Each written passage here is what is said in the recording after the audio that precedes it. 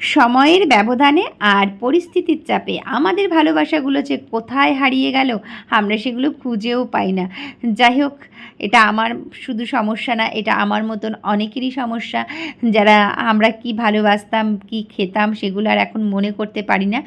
তো আমরা মেয়ে, আমাদের সংসার করতে হয়, সব কিছু সামলাতে হয়, সেইগুলো মেনেই নিয়েছি। যাই হোক, আজকে দুপুরবেলা যখন মিঠুদি ফোন করলো মেহেন্দি পরবি, আমি তো ভীষণ খুশি হয়েছিলাম, কারণ তখন আমার মনে পড়ল যে সত্যি মেহেন্দি পরতে আমি ভীষণ ভালোবাসি। আমি তো হ্যাঁ বলে দিয়েছি। আর মেহেন্দিটা পরাচ্ছে হচ্ছে মিঠুদির মেয়ে, আমাদের অলিভা। যাই হোক, ও ভালো ড্রয়িং করে এটা জানতাম, ওর হাতের কাজ অনেক দেখেছি, কিন্তু এই মেহেন্দি পরানোর ব্যাপারটা আমার জানা ছিল না। আর এত সুন্দর, এত তাড়াতাড়ি মেহেন্দি পরাচ্ছে। আর এটা শুধু আমি তোমাদের সুন্দর বলার জন্য, ভিডিও করার জন্যই না, তোমরা নিজেরাও দেখো কত তাড়াতাড়ি মেহেন্দিটা পরালো।